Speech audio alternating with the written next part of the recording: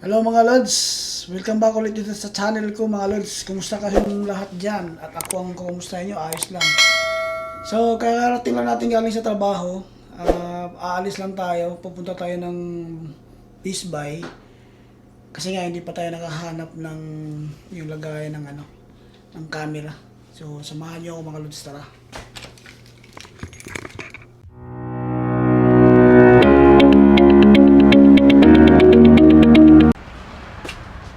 Bali, yung mag-ina ko wala pa dito. Nasa trabaho pa. Ako pa lang nauna dun sa bahay. So, alis tayo. So, magandang panahon ngayon dito. Kung makikita nyo, walang ulan ngayon dito sa Vancouver. So, magsarap maggala-gala ngayon. Kasi nga, magandang panahon. So, ito lang yung suot natin. Nakasinilas lang, tapos naka-hoodie. Kasi nga nasa 7 degree lang ngayon mga Lods. Tara.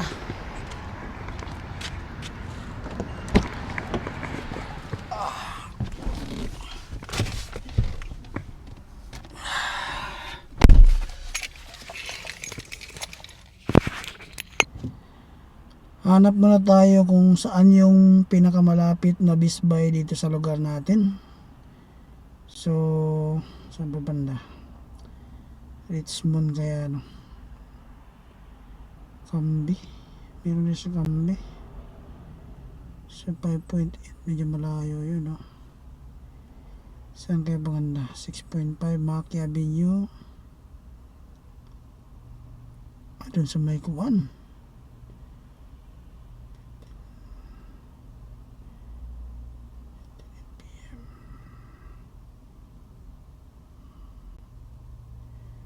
Sa banda to.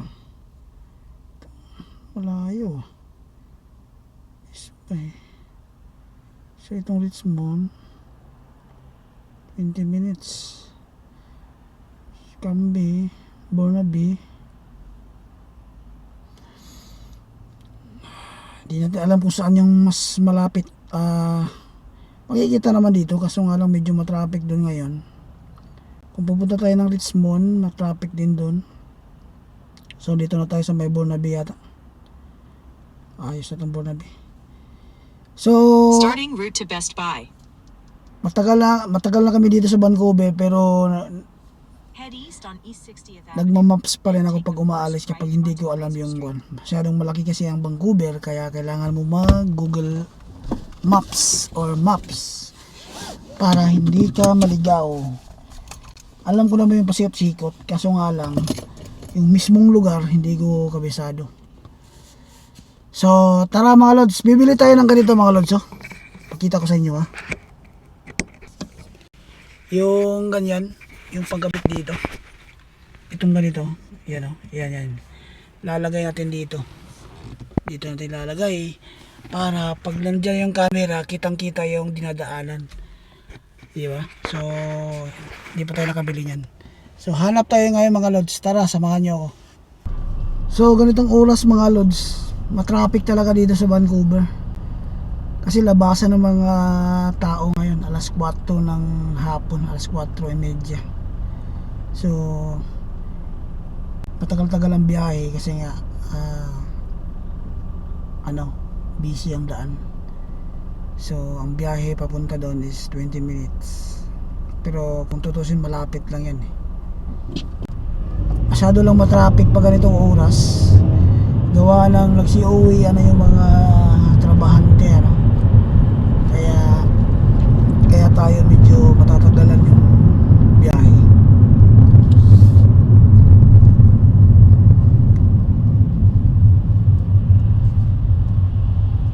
So, ang sinabi ko kanina mga Lods, yung dalawa may pasok, yung anak ko at saka yung asawa ko. Susundo na naman tayo mamaya. So, napakasipag ng anak ko mga Lods gawa ng nag-aaral pa siya. Hindi kaya mahirap kaya yung ganun. Nag-aaral ka tapos trabaho ka rin. So, hindi madali mga Lods. Sinasabihan nga namin na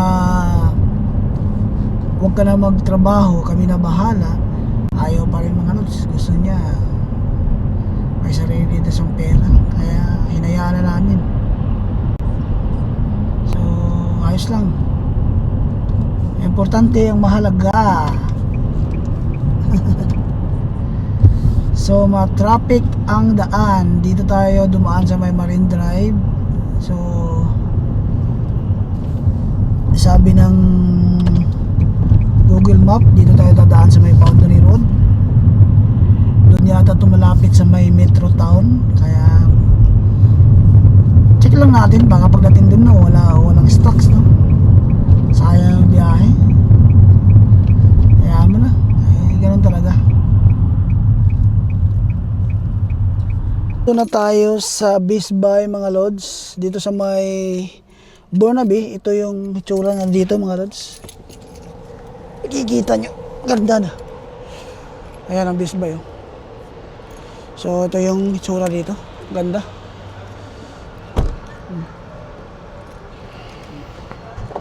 So pasok tayo din. Ganda. Pasok tayo mga lods. Hulog pa yung susi. So yung Bisbay nasa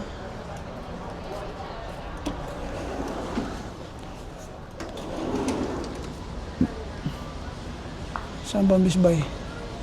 Para iba yata to mga pagkain yata sa ano to, PetSmart. Mas kabila tayo. Nasa second floor kasi di natin alam ko saan yung daan. So dito yata. Ayan.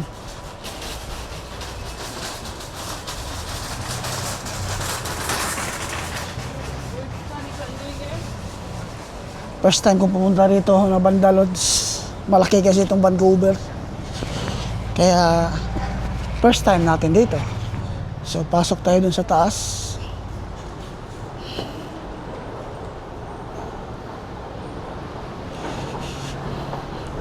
So ito na tayo. Pasok na tayo sa loob. So hanap tayo ng accessories ng DJI gaming. Saan ba? Ikat-ikat muna tayo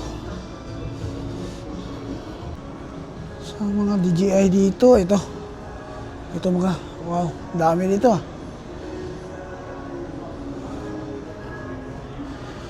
Ilang araw na ako naghahanap ng ganitong accessories mga lods. Hindi ko makita-kita.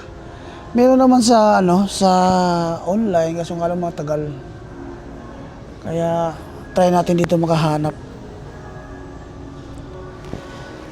Baka meron. So mamaya i-update ko kayo mga lods. Hanap lang ako. So nandito tayo sa station ng train mga lods no. Gawa ng susunduin natin yung dalawa. Kanina pala sa Bisbay wala tayong nahanap. Baka sa Amazon na lang ako bibili mga lods. Kasi nga ano nangyari? So sa Amazon na lang tayo bibili mga lods no. Yung mount na ilalagay dito sa ito, parang ganito. Ilalagay natin dito sa kabila. Tapos maglalagay rin tayo dito pagdating ng panahon. Dito para nakatutok dun sa kalsada, di ba? Wag lang muna ngayon kasi nga winter. Pagka summer rin maganda. So nandito tayo nga sa station no. Bumalik ako dito sa sasakyan kasi nga napakalamig din sa labas. So kung gusto nyong ipakita ko sa inyo yung station natin. Napakaliit lang. Tara pakita ko sa inyo para makita nyo rin. Hindi yung nandito lang tayo sa sasakyan.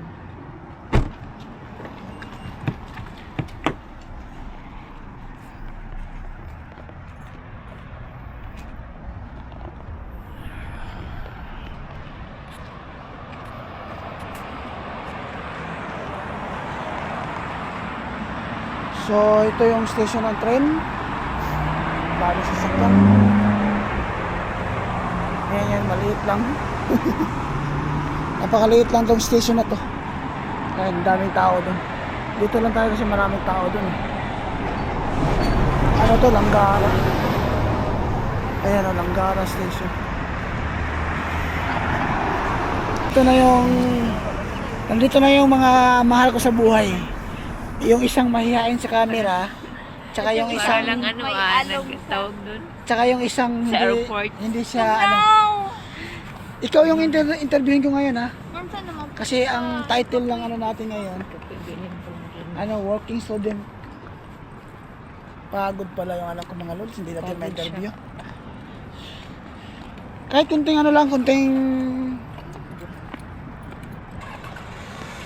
kunting kasi alam mo namin kung paano i-adjust ng Oo. Yan ni Papa na paano i-adjust ang camera mo. Tara!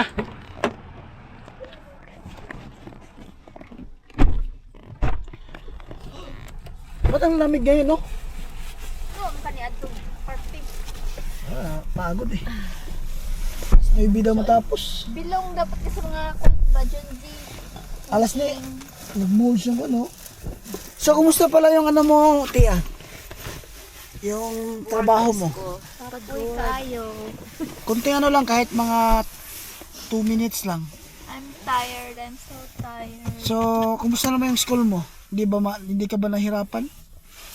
Medyo nahirapan. So, For sabihin mo sa mga subscriber kung ano yung course mo, ilang taon. nursing ako 4 years. 4 years yung kurso. Di ba sabi ng mga magulang mo na huwag ka muna magtrabaho gusto mo magtrabaho ka? Sabi naman magtrabaho, joke lang. Ano? Bakit? Kailangan ng allowance. Pag hindi mo na kaya, di ba, dapat mag-ano ka, no? Ikaw lang mag-decide. Ano, Tia? Kaya pa? So, okay lang sa'yo na Sabi ko sa kanya, nag-aaral? next po din naman siya, mag-stop na lang siguro next month start natin. Nag-aaral ka tapos, Nagtatrabaho. so ayos lang Parang sa'yo. wala siyang off, no? Medyo Diretso eh. tired. Medyo lang, so hindi tired kasi medyo 8 lang eh. hours kasi ako ngayon nakatayo. Yun lang. Ano, tawag dito. Kasi ganun talaga ang Siguro buhay. ngayon, sabi niya kaya-kaya pa kasi first week, second week pa yung school niya eh. Pero after ng mga ano niyan, parang hindi na kasi na-busy na. Ang dami nang gawin sa school. So, pauwi na kami mga lods, no? Ala kayo dyan, wala akong allowance. So, mamaya na lang ulit. Tara. Hindi ko may allowance lang. Wala yung... Dito na kami sa bahay. Hindi natin masyadong na-interview yung anak ko mga lods kasi nga pagod daw siya. Bukas may pasok pa yan, maaga, alas 6. Tapos sa Sunday, may pasok din siya. Umaga rin, 8 hours. So, pasok siya ngayon, bukas, bali 3 araw siyang pasok. Tapos sa sa Monday, may pasok din siya sa school. So, ganun ang ano niya mga lods. Napakasipag ng batang to.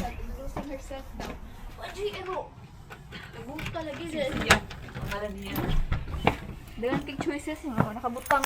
Dito na kami sa loob ng bahay mga lods. So, kakain muna kami. Hindi namin alam kung may kanin ba dito. Ayun, may kanin pa pala. So, ganito lang ang buhay sa Canada. So, may ulam pa pala kami dito. Hindi na kami magluto mga lods. Yung ulam namin na tortong talong, meron pa. Tapos yung isang manok rin. Init na lang, init-init. Sabay isang So, yung manok nandito. Ito, iinitin na lang ito mga lods, no? Kasi nga, wala lang time. Parehas kami may trabaho itong araw na to eh. Kaya, ayos lang mga lods. Ganun talaga ang buhay Canada. Kailangan mo magtiis para sa kinabukasan. So, tatanggalin ba ito ng ano? Sa ano na ako labing? Sa ano? Ayaw, di ma! Ito na ako, din ako siya initon. Sige. So, kakain muna kami mga lods. Iinitin muna namin lahat ng mga ulam namin. Bali, nagluto si Mrs. nung nakaraan kasi day off niya. Nagluto siya ng 2 putahe para sa 2 araw. So, meron kaming ulam ngayon. Iinitin na lang. So, Hanggang dito na lang siguro tong video na to. Gawa ng maghahanda muna kami ng pagkain namin. Tapos i-upload ko na tong video na to para makita ng mga subscribers natin. So hanggang dito na lang siguro mga lods, no. Maraming salamat sa palaging panonood. At saka don't forget to like, share, and subscribe dito sa channel ko para or paki-click na rin yung notification bell para updated kayo sa mga bago kong video. So